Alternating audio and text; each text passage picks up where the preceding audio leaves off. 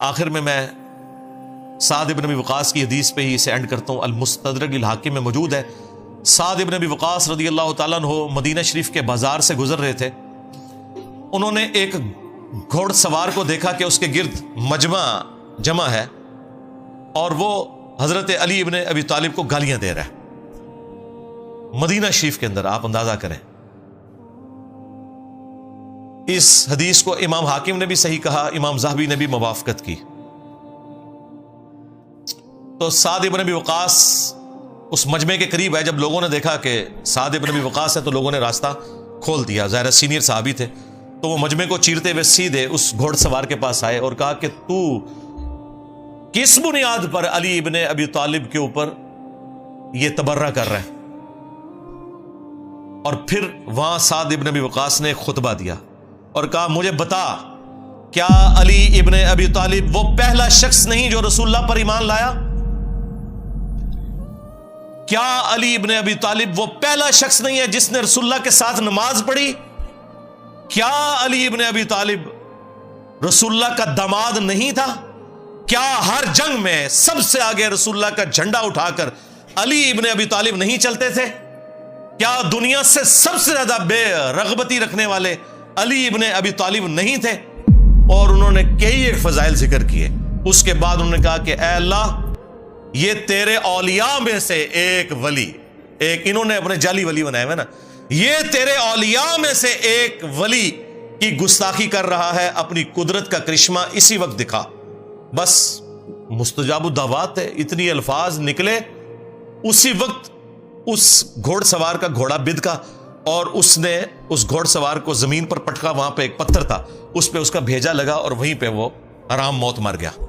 یہ ہے کرامت. کہتے ہیں انجینئر صاحب کو کرامت سنائے, اے جے کرامت ساڈے بزرگاں دی کرامت ہوئی کدے نال؟ تواڈے بزرگاں نال.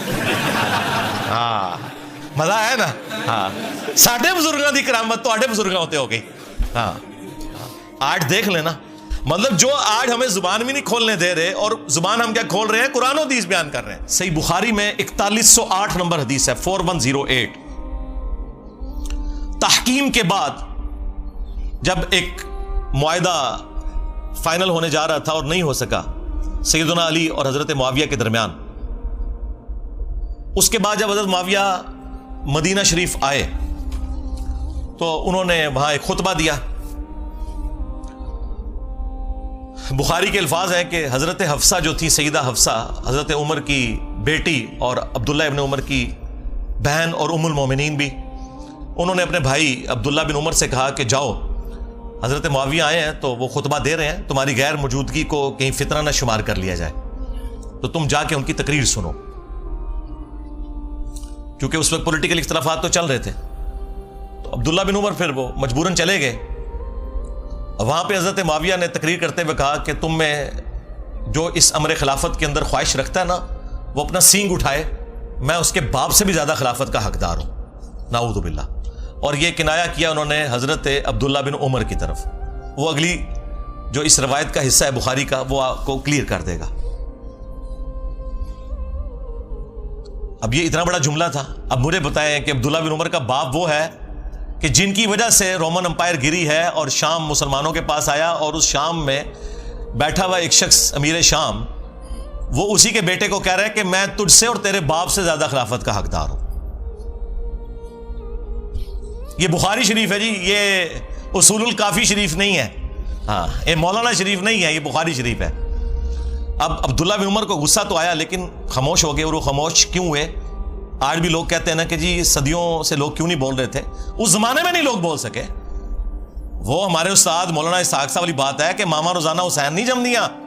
ہاں حسین ابن علی اور عبداللہ ابن عمر دونوں کی نیچرز میں فرق تھا.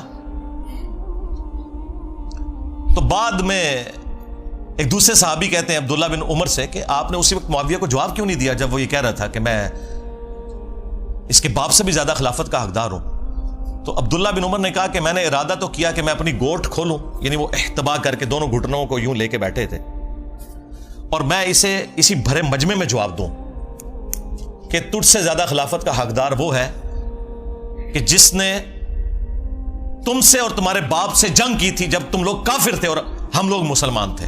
یعنی تم لوگ بعد میں مسلمان ہو کر طلقہ فتح مکہ کے موقع پر تم لوگوں نے معافی مانگ کے اسلام قبول کیا. تم لوگ آج آ کے عمر اور اس کے بیٹے کے بارے میں کہہ رہے ہو کہ ہم اس سے زیادہ خلافت کے حقدار ہیں. مجھے بتائیں, جو شخص یہ کہے کہ میں عمر سے زیادہ خلافت کا حقدار ہوں, اس نے علی کی خلافت کہاں سے ماننی تھی؟ یہ اب سنی شیعہ سے مسئلہ اٹھ چکا ہے جی. وہ قصاص عثمان چاہتے تھے. قصاص عثمان چاہنے والا یہ کہے گا کہ میں حضرت عمر سے زیادہ خلافت کا حقدار ہوں, تو انٹینشن تو انہوں نے خود کھول کے بتا دی. اچھا, تو وہ عبداللہ بن عمر کہتے ہیں میں نے ارادہ تو کیا اپنی گوٹ کھولوں اور میں ایسے کہوں کہ تجھ سے زیادہ خلافت کا حقدار اور تیرے باپ سے زیادہ وہ ہے کہ جن لوگوں نے تمہیں مار مار کے اسلام میں داخل کیا ہے.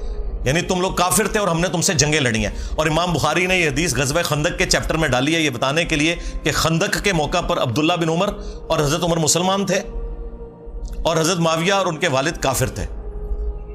یہ اس میں سے انہوں نے رزلٹ نکالا ہے. اچھا, اب یہ بڑی حیران کن بات ہے, اسے آپ کرامت سمجھیں یا انٹینشنلی ایسا ہوا. یہ سیم الفاظ صحیح مسلم کے اندر موجود ہیں حضرت عمر کے بھی. ایک تو وہ بخاری میں حدیث ہے نا, جب آپ کو زخم لگے تو آپ نے 6 رکنی کمیٹی بنائی اور کہا کہ میں اپنے بعد اس امر خلافت میں ان 6 بندوں کے سوا کسی کو حقدار نہیں سمجھتا کہ رسول اللہ اپنی وفات تک ان سے راضی رہے. علی, عثمان, طلحہ, زبیر, عبد الرحمن بن عوف اور سعد بن ابی وقاص. ان میں سے کسی کو خلیفہ چن لینا میرے بعد. اور مسلم شریف میں الفاظ ہیں کہ آپ نے خواب دیکھا کہ ایک مرغے نے آپ کو ٹھونگ ماری ہے. اس کے بعد آپ نے جمعے والے دن خطبہ دیا اور اگلا جمعہ آپ کو نصیب نہیں ہوا. بدھ والے دن آپ کی شہادت ہو گئی اور کہا کہ میں نے خواب دیکھی ہے اور میں نے اس کی تعبیر یہی کی ہے کہ عنقریب مجھے قتل کر دیا جائے گا, اور اگر میں اچانک مارا جاؤں تو اپنی خلافت کو ان 6 بندوں سے باہر نہ جانے دینا کہ جن سے رسول اللہ اپنی وفات تک راضی رہے.